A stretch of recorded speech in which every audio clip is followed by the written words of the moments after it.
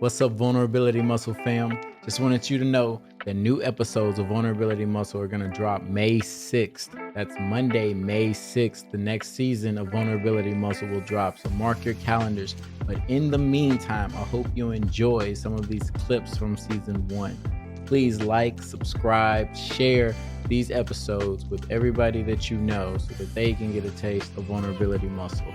In the meantime, keep flexing that vulnerability muscle. So I think podcasts like this one that we're on right now, they change generations. Yeah. Like I'm very, very thankful that this space exists. I'm very thankful you exist. I'm very thankful like this podcast exists because it just creates this centralized place where we could go on and listen to a vulnerable black man that's equipped with the language and understanding to talk about these things and knowledge to talk about these things, but also him bringing on other people and hearing their experience and all these different things. Right. That's what you're doing. And Yeah. in a very long-winded response, that's what you're doing right here. So Yeah. that's very important. So at the root of it, you're changing humanity. So shout out to you for that. Yeah. And that's the biggest thing that I'm seeing, I guess. And that might be like the biggest takeaway from this particular bit in our chat here, that a lot of people, they just lack responsibility and or not willing to accept responsibility. And I do believe that we're living in a world where people are just making easier decisions, right? Like shortcuts. It's always about shortcuts. And so for me, thankfully, that's one thing that I do remember when I came here to the United States. Having shortcuts, that was not an option for me whatsoever. There was no way that I could shortcut learning English. There was no way that I could shortcut learning how to assimilate. He said, I don't know what it is, but you got to do something with your words, because the way you put your words together, the way you just write, it wasn't a rap or nothing. It was just something that I wrote for my dad, you know what I'm saying? And the way that I delivered it, he was like, it's something about your voice. It's something about the way it feels when I hear you saying stuff, and putting that together with the way that you're able to put words together. It kind of just, it still, like I said, it still took me 5 years after my dad passed to really realize, or I knew it, that I was supposed to write, that I was supposed to do a little more with my words, but being reluctant, you know what I'm saying? And feeling like, man, nah, that ain't, you know what I'm saying? That ain't it. Yeah. But I really felt that God gave me a vision a long time ago that I'm supposed to do something with words. And I just, That's building up, powerful. building up the bravery to stand in front of that, Yep. and I think that's what took the longest, just building up the bravery and the confidence. Real men respect women. So the nonprofit initiative that I'm the executive director for, Men Together, where we engage men and boys to end violence against women and girls, created this shirt.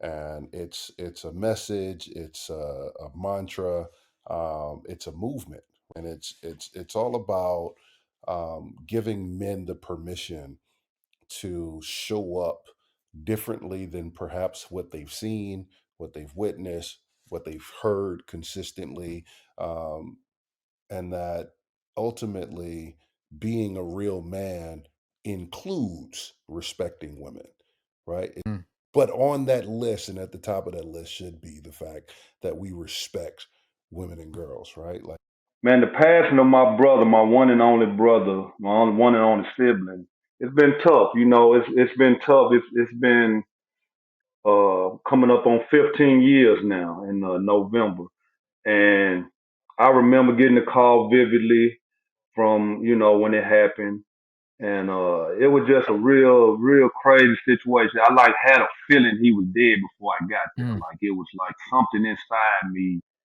released. So it's been tough, but in the same breath, it also changed my direction of my life. I just wish that, I know we live in a society where, again, black men are taught not to cry, that we still have those examples of men there who are not afraid to cry. But it was the first time the tears fell from my eye at a funeral. Wow. And that was the first time that I think that I allowed myself to cry. I went to a friend's funeral for his daughter. And then for him to make that connection and her to forgive him and for him to try to be the best father that he had only lasted for another decade. And she's no longer here. But to see that pain within him made me cry to say, man, I'm very happy that he's able to feel that pain. Because we numb ourselves. But I hate the fact that he has to feel that pain, but he shouldn't have to feel that pain by himself.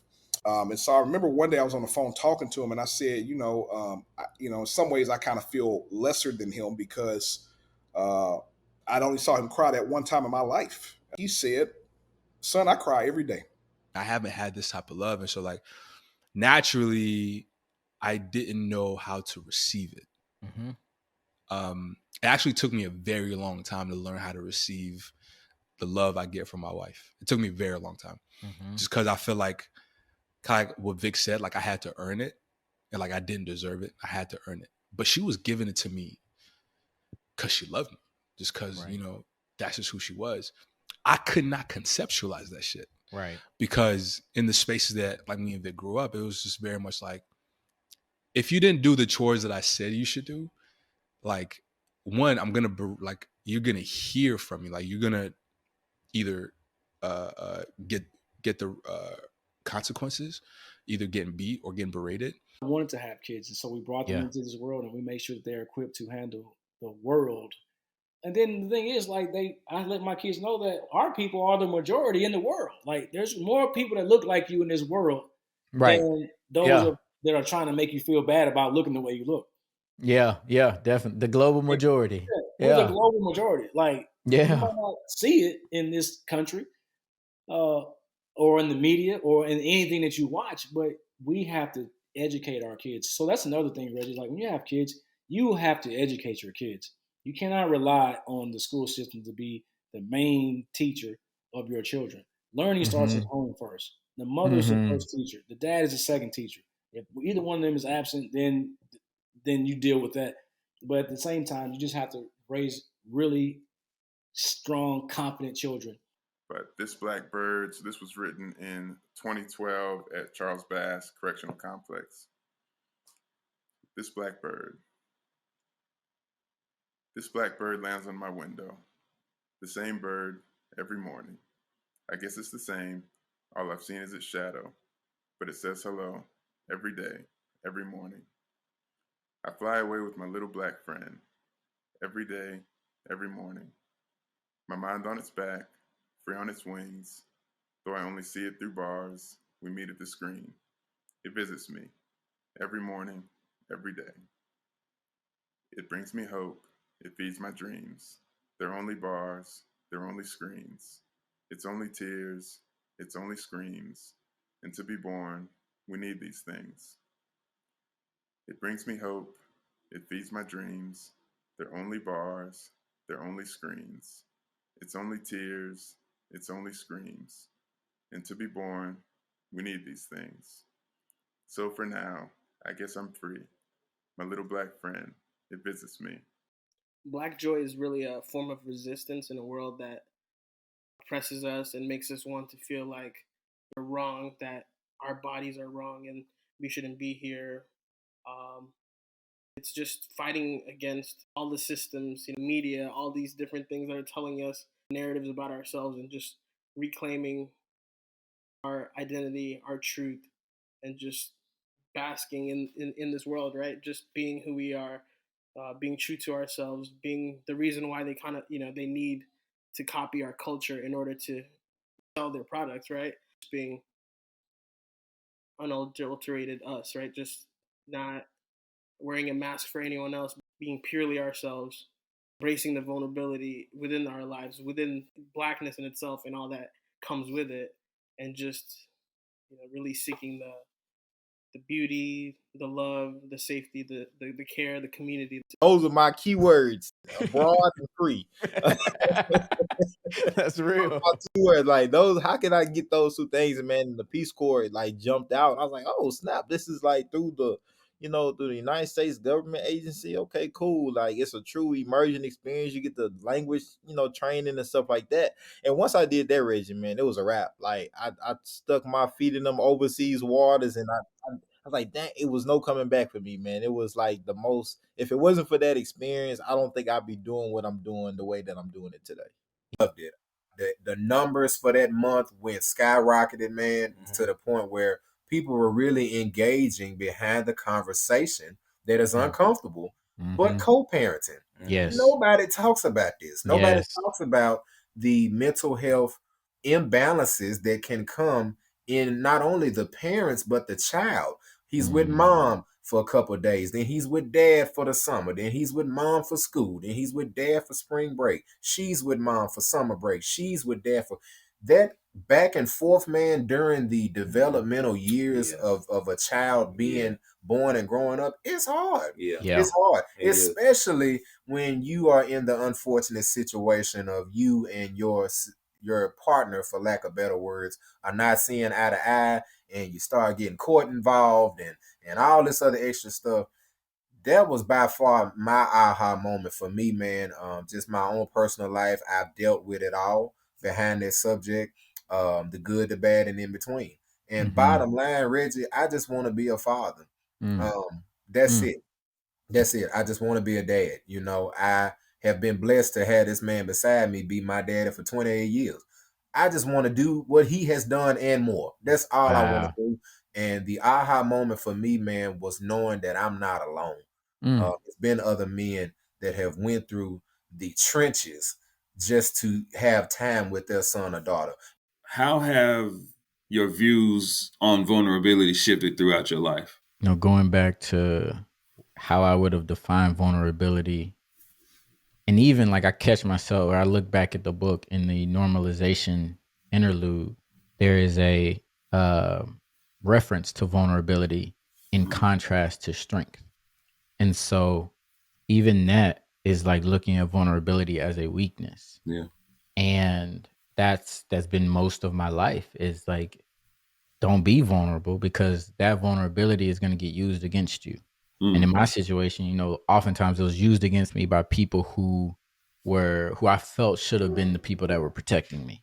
Yeah. And so then you get to a place of not truly trusting anything, because, you know, who do you turn to? Who do you talk to? Who do you confide in if your vulnerabilities are going to then be, you know, twisted against you? And so it was a weakness until, you know, getting around safe people, like getting around people who you could be vulnerable with. And let me speak from who I could be vulnerable with, and it not be used that way. And so that was, I think the shift in that was like really opening up to therapy and being able to talk to my therapist, being able to be in group therapy sessions and share vulnerable parts of my life, and then hearing, damn, you got a lot of courage to be able to share what you just shared. Or damn, that takes a lot of strength to do what you just did. What's up, Vulnerability Muscle fam? I hope you enjoyed season 1 of Vulnerability Muscle. If you haven't already done so, check out all 12 episodes of Vulnerability Muscle season 1 and tell me, who is your favorite guest? What is your favorite quote? Let me know. Send a message, send a DM, send something so that I know what you resonate with. Be looking forward to season 2 of Vulnerability Muscle that is set to drop on May 6th. That's Monday, May 6th. Episodes start at 2 a.m. Central Time. That's U.S. Central. Monday, May 6th. Mark your calendars. But in the meantime, every Monday this month of April, we will be having clips from our favorite episodes of Vulnerability Muscle Season 1. So if you haven't already checked out the full episodes, go check those out so you're all caught up for Season 2. Thank you for joining another episode of Vulnerability Muscle. I hope that the stories and the insights shared really resonated with you. And if you want to help the podcast, you can do a few things. First, hit the subscribe button. If you've been moved by the conversations of redefining vulnerability, please consider leaving a review. Share your thoughts on YouTube, Apple Podcasts, Spotify, or wherever you're tuning in from. And don't forget to spread the word.